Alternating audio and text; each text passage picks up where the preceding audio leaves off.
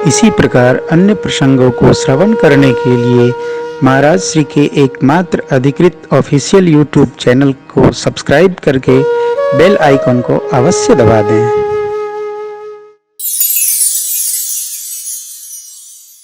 सामर्थ्यवान व्यक्ति अनेक अपराध करता है। सामर्थ्यवान व्यक्ति मदिरापान करता है। सामर्थ्यवान व्यक्ति नृत्यांगनाओं को अपने दरवाजे बुला के नृत्य कराता है।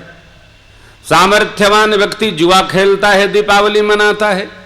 सामर्थ्यवान व्यक्ति ताश खेलता है, उसका समय नहीं कटता है। फिर वही जब चारपाई पर लेट जाता है तो मंदिर में गोला गोकर्णनाथ में पंडित जी भेज करके महामृत्युंजय करवाता है। कर्म खराब आप करो और पंडित जी को बोलो आप जाप करो, कैसे बनेगा? इसलिए कर्म करो पर ध्यान रहे पथ छूटे ना। जीवन में इतनी देवो हवा गुब्बारा फूटे ना। सहजता बनी रहे जीवन में। कोई भी यदि हमारे कर्म व्यवस्थित हैं तो 12 साल निरंतरता के बाद हमारे पुराकृत कर्म भस्म हो जाएंगे। ऐसा स्कंद पुराण गरुड़ पुराण दोनों में लिखा है। कलयुग में साधना कुल 12 साल की है। 12 साल निरंतर आप कोई साधना ले लीजिए, 12 साल रमे रहिए, जमे रहिए, 12 साल के बाद बदलिए, कुछ होना नहीं। इसलिए भगवान का वनवास 14 वर्ष का है। 12 साल कठोर संयम और अनुशासन, 13 साल में पूरी लीला और 14वें साल यात्रा की समाप्ति करके अयोध्या वापसी।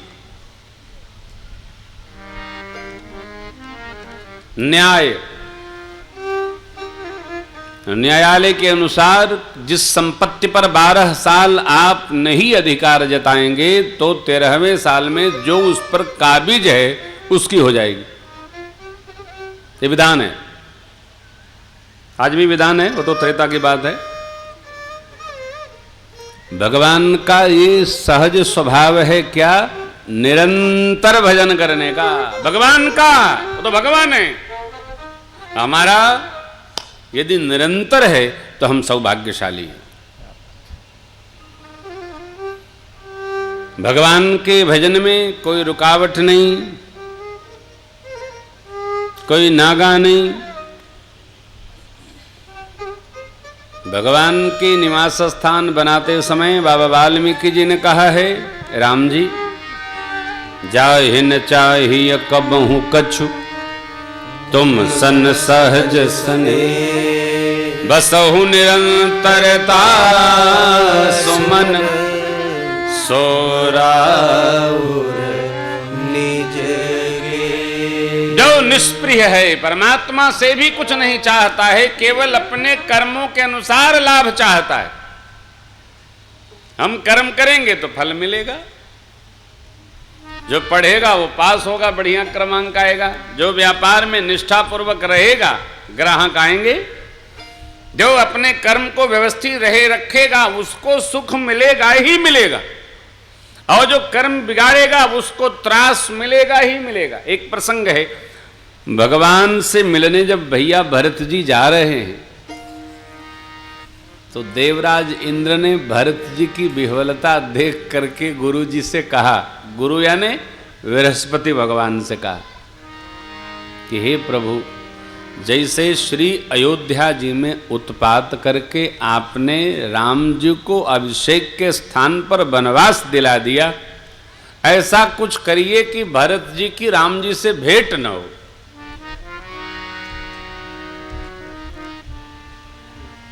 तो गुरु बृहस्पति जी ने कहा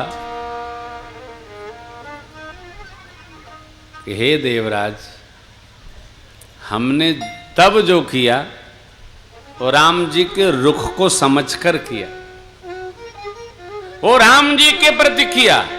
अब जो करेंगे वो राम जी के प्रेमी के प्रति करेंगे। और भगवान का सहज स्वभाव है, सुन सुरेश रघुनाथ स्वभाव, निज अपराध रिसाईन जो अपराध भगत कर कर राम रोष पावक सो जर। देवराज, भगवान का ये स्वभाव है, निज अपराध, अपने प्रति किए गए किसी अपराध को भगवान बहुत भारी नहीं मानते। क्यों? जीव का स्वभाव है अपराध करना। लेकिन जब कोई जो अपराध भगत कर कर राम रोष पावक सो जर। कोई भी बात कोई श्रेष्ठ व्यक्ति कहे और उस बात के बारे में जब तक कोई उदाहरण नहीं रखा जाए तब तक उस बात की प्रामाणिकता नहीं मानी जाती। देवगुरु ने कहा, लोकं भेद विदित इतिहास, यह महिमा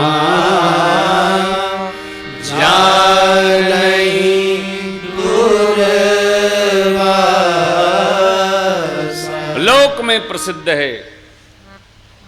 पौराणिक वैदिक वांग में ऐसा कहता है कि दुर्वासा जी ने भक्त का अपराध किया। किसका? महाराज अम्बरीश का।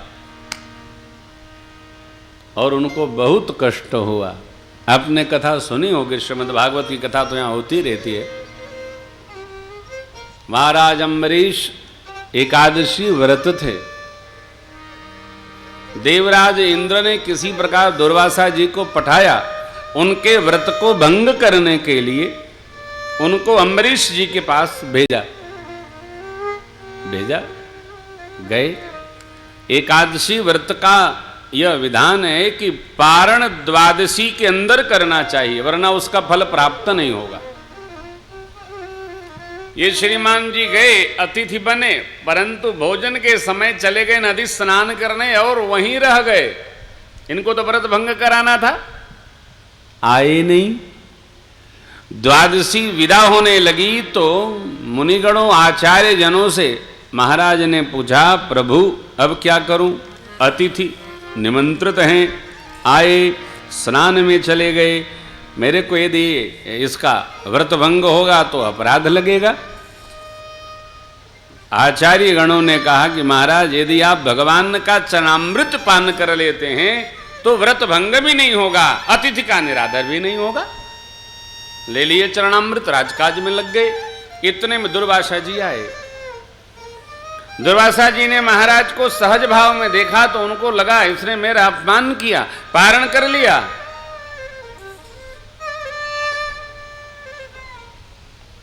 तुरंत एक बाल तोड़ करके पटके और उससे एक दिव्य ज्वाला निकली और वो अग्नि ऐसी दिव्य कालिका बनकर के राजा की ओर दौड़ी। भगवान का दिव्य सुदर्शन चक्र अम्बरीश जी का रक्षण करता था। उनके भजन के प्रताप से भक्त का रक्षण जगत नहीं करता, भगवान करते। तुरंत उस अग्नि को विध्वंस करके राख बना करके वह चक्र दुर्वासा जी की ओर दौड़ा। और श्रीमद् भागवतम में लिखा है दुर्वासा जी सब जगह दौड़े गए, रक्षाम रक्षाम मम रक्षा करते रहे। काहू बैठन कहा न वो ही, किसने रक्षा नहीं की। अंत में भगवान की शरण में गए। भगवान ने कहा, इनके निवेदन को सुनकर, हे ऋषि जी, अहम भक्त पराधीन, हम तो भक्तों के भाव के पराधीन हैं, भजन के पराधीन हैं। हमारा सब कुछ उन्हीं का है। हमको जो जिस भाव से भजता है हम भी उसी के अनुकूल हो जाते। आपने अपराध हमारा नहीं किया है, भक्तराज का किया है, तो आपको क्षमा भी वहीं जाके मांगनी पड़ेगी। और फिर हार थक कर अम्बरीश जी के शरण में दुर्वासा जी आए हैं। जैसे ही चरणों में गिर रहे थे, महाराज ने उठा लिया, हृदय लगाया और क्षमा याचना की। प्रभु, आपने कोई अपराध नहीं किया, मैं आपसे क्षमा मांगता हूं कि मैं व्रतभंग को मानकर चरणामृत ले लिया, अब भी मैं भोजन नहीं किया, क्योंकि आपका आगमन हुआ, आप पावे तो हम पावे। कथा कहती है कि भगवान अपने प्रति किए गए अपराध का ध्यान नहीं रखते। देखो, गोस्वामी जी की बड़ी अद्भुत कला है, किससे कौन बात कहवानी है। भक्त का अपराध कदापि न करे। हम आप तो सामान्य जीव हैं, किसी भी भक्त का हमसे निरादर न हो। आदर न करो कोई बात नहीं, निरादर न करो, और करो तो ये पंक्तियां, जो अपराध भगत कर तो राम रोष पावक सो देवराज ने कहा, आपको लगता है मैं रोक लूंगा? अरे मैं नहीं रोकूंगा, राम जी भरत को खींच रहे हैं, राम जी बुला रहे हैं। आपके पास कितने काम होंगे, प्रचार हो जाता है, सब काम छोड़कर आदमी कथा में चला आता है। कितना काम। मैं कभी भी कथा में केवल परीक्षाओं को तो बचाता हूं। परीक्षाएं हो तो हम उत्तर प्रदेश में कथा नहीं करते। मैं न लगन बचाता हूं, न बरसात बचाता हूं, न गर्मी बचाता हूं। महीने में 2 ही कथा बांचनी है, जहां हो जाए हो जाए, न हो जाए तो वहां हो जाए, करनी है। क्यों? अपने राम जी की निष्ठा है, जिसको राम जी भेजेंगे वो अवश्य कथा में आएगा, और जिसको नहीं भेजना चाहेंगे वो कथा के बगल में रहेगा तो बोलेगा, ए बाजा कम करो, डिस्टर्ब होता है। सभी बोलते हैं। बहुत बाबा जी हल्ला करते हैं, 3 घंटे सोने नहीं देते। ये सोने का समय है क्या? भगवान जिसको खींचते हैं वही भगवान भजन में आता है।